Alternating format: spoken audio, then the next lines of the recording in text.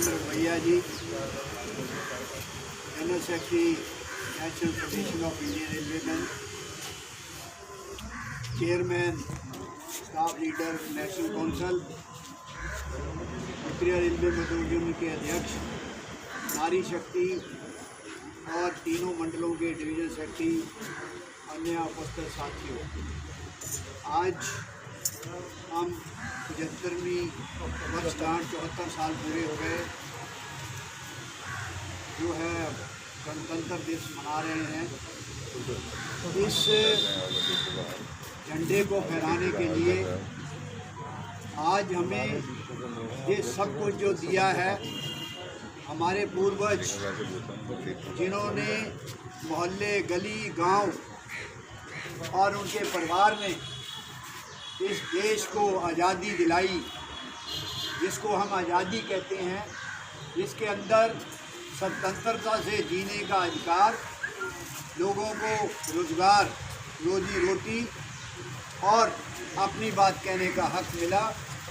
1947 में सबसे पहले ये झंडारोहण हुआ था और हमें उन शहीदों को, नेताजी सुभाष चंद्र बोस, चंद्रशेखर, भगत सिंह, बंटेश्वर दत्त और अन्य तमाम जो इस झंडे को फहराने वाले, झंडे को लाने वाले, आज़ादी दिलाने वाले जो हमारे सेनानी थे, उनको हमें हमेशा याद रखना चाहिए। ये देश तमाम सब देश के 1,30,000 करोड़ जनता का है और इस देश के अंदर जो सत्ता मिली है, चाहे वो कांग्रेस पार्टी थी या आज बीजेपी पार्टी है, ये उन लोगों की जो शहादत, बलिदान, उनके परिवार का बलिदान, उसके लिए मिली है। इस देश को गांधी जी ने इसका जो है आगमन किया था, नेतृत्व किया था।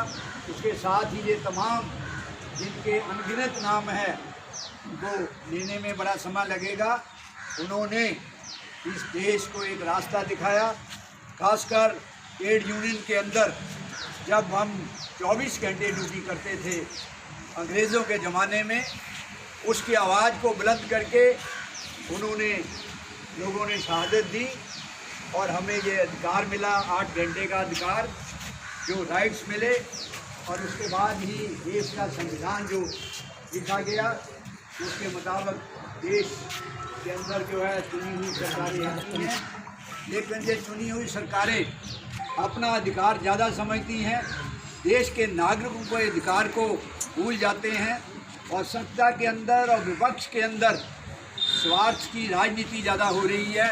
इस देश को चलाने वाले, इस देश का रक्षा करने वाले, खासकर जो हमारे आज 13 लाख रेलवे कर्मचारी हैं, इस महामारी के अंदर जो इन्होंने एक सेनानी की तरह हमारे साथियों ने ड्यूटी निभाई है, अपने परिवार की परवाह ना करते हुए, अपनी परवाह ना करते हुए इस देश को, उस समय कोई ठेकेदार आगे नहीं आया कि गाड़ी चलानी है, लोडिंग करनी है तो हमें एक जगह से दूसरी जगह, दूसरे प्रदेश के अंदर हमने जो है सामान पहुँचाना है, जो है खाने पीने का सामान पहुँचाना है और देश के लिए जो हमें इनकम होती है उसका ख्याल भी रखना है। केवल रेलवे कर्मचारी उस समय आगे आया, लेकिन उसके एवज में इस देश के जो बड़े नेता हैं, उन्होंने दिया क्या? उन्होंने उल्टा जो हमें फार्मूला, खासकर national federation of Indian railwaymen ने दास कमेटी के द्वारा जो 1968 में, 1969 में जो महंगाई भत्ते का फार्मूला लेके दिया, केवल national federation of Indian railwaymen ने, दूसरी फेडरेशन ने इसका विरोध किया था। उसका एक फार्मूला बनाया, आज तक महंगाई भत्ता मिलता रहा। देश की आज़ादी के बाद ये पहली सरकार है, चाहे इस देश में कोई भी आपदा आए, कभी भी महंगाई भत्ता फ्रीज नहीं हुआ। ये पहला मौका है, बड़े दुख की बात है। या तो ये प्रधानमंत्री जी देश को दिवालिया घोषित कर दें। हमारे साथियों ने 1 दिन का वेतन भी दिया, इसमें ठेकेदारों ने कुछ नहीं दिया। उसके बावजूद भी अपना तन मन धन और अपना शरीर की ना परवाह करते हुए इस देश की सेवा की है। लेकिन इस सरकार को, इस रेल मंत्री को, इस प्रधानमंत्री को, वित्त मंत्री को, रेलवे कर्मचारियों की जो रिस्पॉन्सिबिलिटी से ड्यूटी करते हैं, देश की सेवा करते हैं और देश के नागरिकों की सेवा करते हैं, उनका ध्यान भी रखना चाहिए।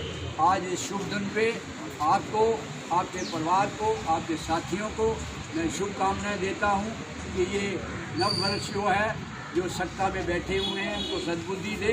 रेलवे कर्मचारी, केंद्रीय कर्मचारी, उनके जो राइट्स हैं उनकी ओर ध्यान दें।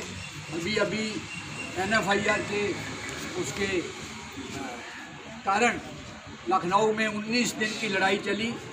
जो CT स्कैन मशीन है लखनऊ डिवीज़न हॉस्पिटल में आके जुलाई से खड़ी थी, लेकिन इन्होंने अपना पर्सनल रुख देखते हुए उसको लगने के लिए दूसरी जगह ट्रांसफ़र करने की कोशिश की। NFIR के द्वारा और उत्तरीय रेलवे मजदूर यूनियन ने 19 दिन कड़ा संघर्ष लखनऊ मंडल ने किया।